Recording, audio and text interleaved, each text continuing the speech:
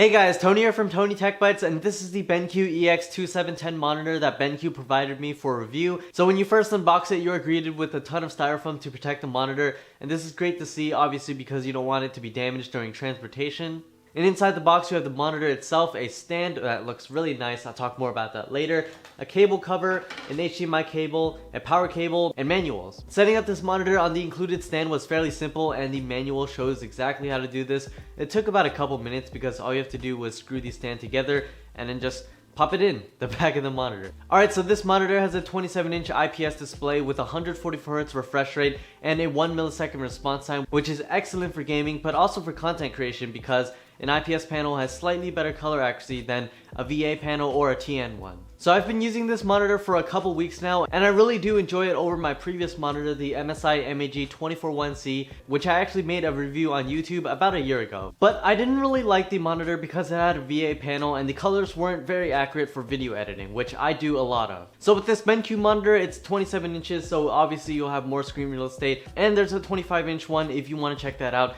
I'll link them both in the description down below for your convenience, by the way. So using this monitor is awesome because there are a ton of different color profiles you can cycle through, and I just chose the standard one because I just like how the colors look out of the box, but you can tweak them however you like to. Speaking of colors, there's an HDRI mode which actually uses the sensor at the bottom of the BenQ logo at the front of the monitor to change the brightness and contrast of the monitor based on your surroundings. I haven't extensively tested this out because I just prefer to have a static brightness as well as contrast, and I don't like it shifting around whenever I'm working or using my monitor.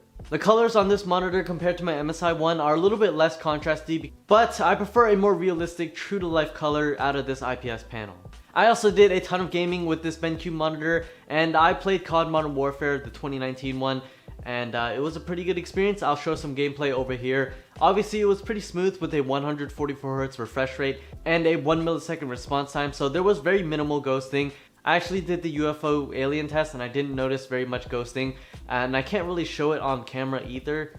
And I didn't notice any ghosting. I can't really show it on camera either because I don't have a slider to match up the UFO speed. So gameplay was pretty responsive, and I was playing shipment, so it was a very hectic game and it still worked pretty well. I also made sure the refresh rate was actually at 144Hz by using the UFO test, and it confirmed the refresh rate. With a slightly bigger screen than the 24-inch monitor that I previously used, I get to see more stuff, and enemies just look a little bit bigger on the screen. Besides gaming, my video editing experience has also been improved because I can see more of my timeline on one screen. And surprisingly, 27 inches is actually noticeably larger than 24 inches. I wanted to talk about the physical characteristics of this monitor. The stand that it includes is very unique. I love the orange accent at the bottom, and I think it's a nice approach to a gaming monitor because most monitors around this price range that boast gaming specs such as quick response times and high refresh rates usually have black and red color schemes, which in my opinion don't look very good and don't match very many setups. And of course, if you don't want to use the stand, you can mount it onto a VESA mountable arm. Let's talk about I/O and the buttons for this monitor. At the front you have an HDRI button to obviously toggle the HDRI feature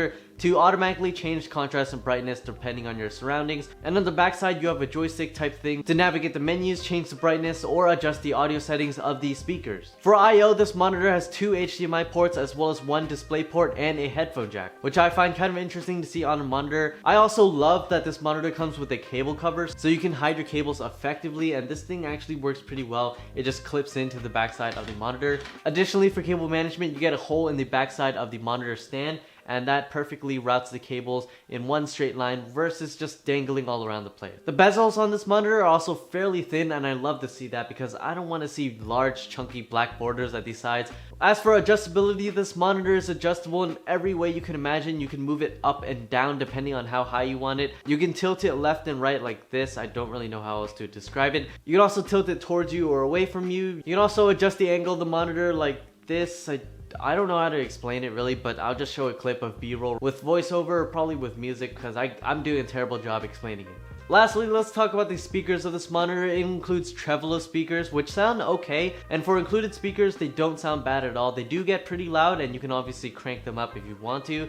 However, when it starts to get loud, the audio quality starts to degrade a little bit. It sounds a little bit muddy, but I really do appreciate that it includes speakers, and sometimes I just want to listen to music without headphones on, and I don't really want to buy dedicated speakers because I don't use dedicated speakers that often, but it's handy to have. Here is the sound test if you want to listen to the monitor speakers.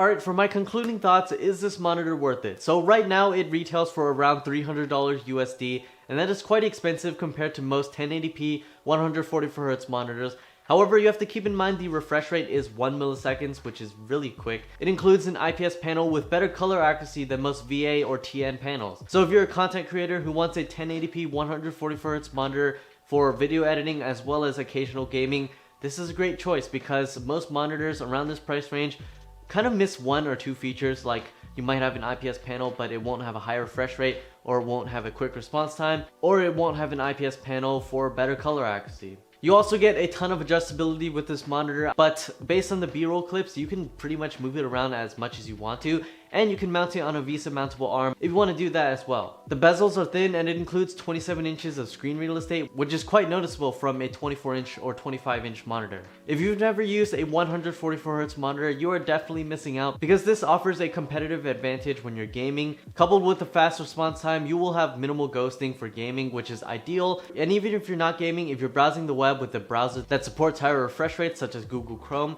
you will notice that actually scrolling through web pages does look noticeably smoother. However, I wanted to talk about one thing, and this monitor kind of sits at a weird position because if you spend a little bit more, maybe around $100, you could get a higher resolution monitor such as a 1440p one. But if you want to spend a little bit less, you'll have to sacrifice on color accuracy and settle with a VA or TN panel. Overall, I would say it's kind of up to you. I think this is a perfect fit for me right now because I'm currently using a 1080p 144Hz 1 millisecond response time monitor with a VA panel, and this is an upgrade because I get a slightly larger screen with slightly better color accuracy with the IPS panel. Not to mention the extra cool features like the cool looking stand, HDRI, which I've yet to try out extensively, this cable cover which makes the backside of the monitor look so clean, and the endless amount of adjustability that comes with this thing. So thank you all so much for watching this review of the BenQ MOBIUZ EX2710 monitor. If you want to check it out, I'll link it in the description down below, as well as the 25-inch one. And if you like this video, please like and subscribe to support my content.